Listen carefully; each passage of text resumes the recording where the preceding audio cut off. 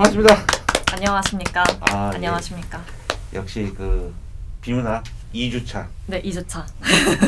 인사 한번 다시 한번. 네, 하시죠. 안녕하세요. 고등학생 가르치고 있는 국어 강사 이보미입니다. 반갑습니다. 반갑습니다. 지역을 말씀 안 해주시네. 지역이요? 네. 나중에 그건 뭐 찾아보시면 나오겠죠. 네, 자막으로. 네. 자, 오늘은 그 예고했던 대로 비문학에서도 또 문과학생, 이과생 등들이 있는데 그 비문학의 파트가 여러 개 있잖아요. 인문, 사회, 네, 정치, 네. 경제, 과학 여러 개 있는데 나름 문과학생들 같은 경우는 좀 강한 파트가 있을 것 같아요. 인문, 사회 그렇죠. 쪽에. 아무래도 이과생들은 네. 과학, 기술 파트. 그런데 분명히 이 두 계열의 학생들이 공통으로 어려워하는 지문이 있는 것 같아요. 있나요?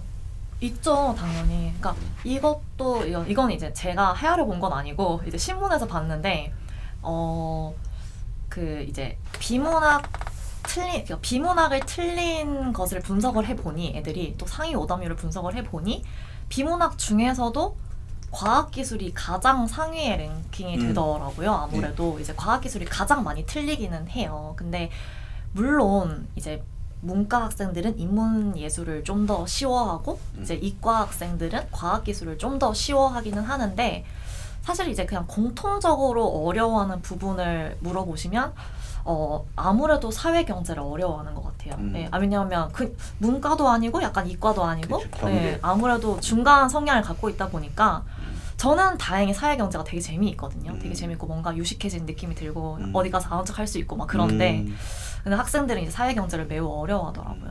아무래도 네, 용어 자체가 너무 생소하고 낯서니까 그런 것 같아요. 경제 부분 말씀하시죠? 네, 경제 부분이요. 그렇죠. 그건 이과 학생들도 어려워하는 것 같아요. 엄청 어려워요. 그래서 안 보고 싶어요, 애들이.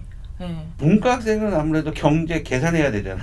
뭔가를 조금. 근데 사실 상관없어도. 계산이랑 상관이 크게 없는데 이제 그냥 기본적으로 수식 같은 게 나오니까 그래프 나오고 수식 나오니까 문과 학생들은 이제 눈을 감고 싶은 거죠.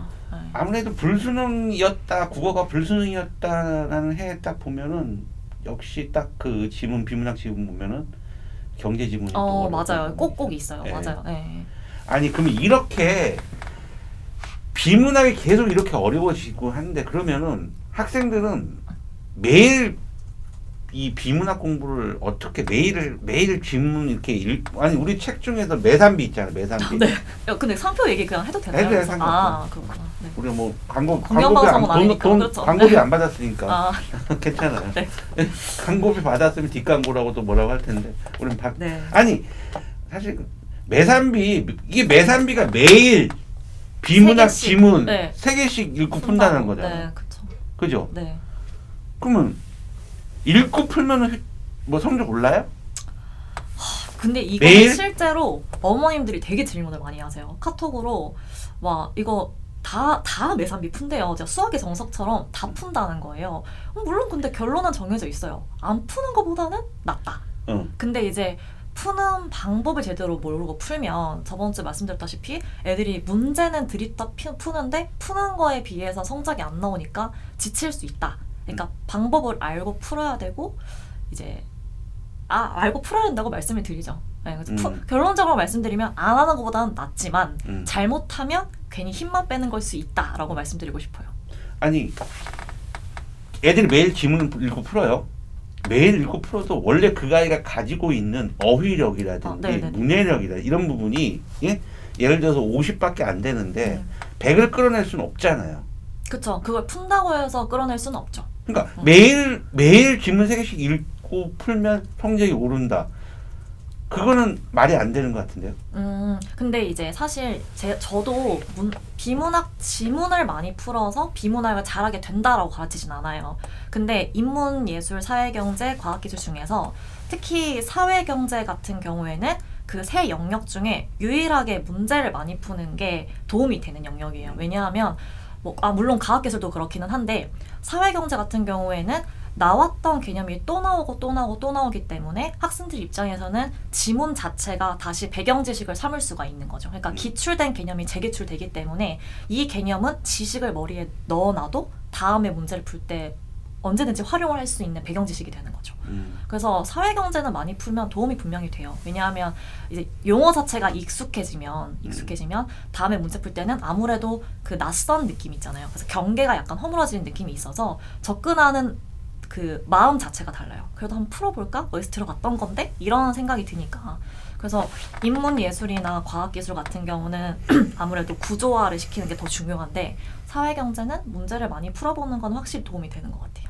예전에 제가 그 국어 선생님 아셨던 국어 선생님이었는데 그 선생님이 막 보니까 난 과학 수능 과탐 풀고 있는 줄 알았어. 맞아요. 아, 근데 과학 맞아요. 국어 과학 지문 근데 문과 선생님이셨는데 어떻게 과학 지문 나오면 어렵지 않아요? 근데 이건 진짜 자신 있게 얘기할 수 있는 게 너무 어려워요. 진짜 너무 어려워서 틀릴 때도 많은데 사실 과학기술은 진짜 저희가 그 과학기술에 대한 전문적인 지식이 있어서 푸는 게 아니고 정말 지문 속에 답이 있어요. 그래서 저희한테 시간을 그냥 이제 넉넉하게 주고 풀어라고 하면 다 풀 수 있는 정도의 수준이에요. 그래서 저희가 이제 과학기술도 단기간에 뭐 6분 만에 풀어라 이러진 않아요. 다른 영역을 싹 다 빨리 풀어놓고 남은 시간을 여유롭게 비문학 영역에 투자하라고 가르치지 비문학을 빨리 풀으라고 하는 사람은 없거든요. 그래서 과학기술도 그냥 시간만 주어지면 충분히 풀어낼 수 있는 수준이라고 생각합니다. 아까 매산비라는 교재 얘기했잖아요. 네. 그러면 참 비문학 인강도 또 있을 거 아니에요. 많죠. 네. 이거도 또 궁금한 거야. 아니 똑같은 원리인데 아니 애가 어휘와 문해력이 딸린 아이인데 인강을 듣는다고 그것도 실력이 늘까요? 나 이건 어떻게 생각해?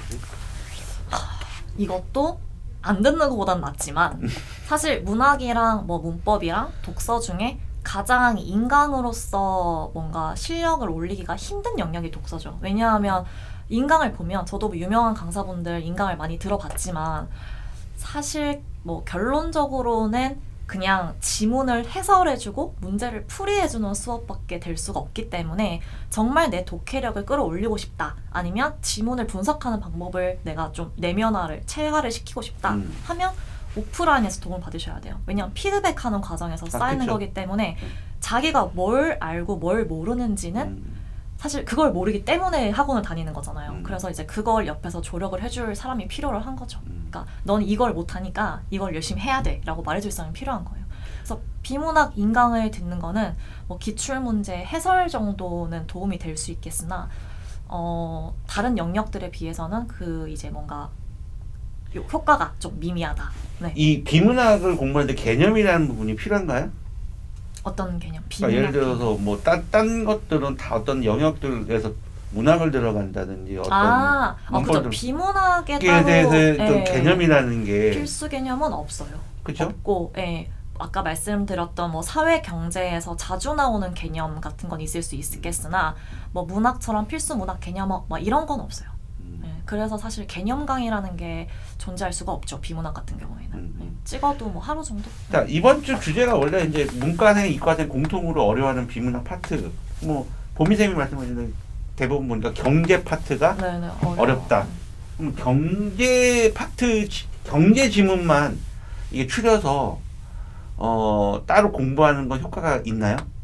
네. 있다고 저는 생각을 합니다. 있다고 얘기를 많이 하고요. 경제는 그럴 수 있겠네요. 네, 경제 정도는 뭐 많이 풀면 뭐 개념이 익숙해지니까 다른 지문을 풀 때 도움이 많이 되고요.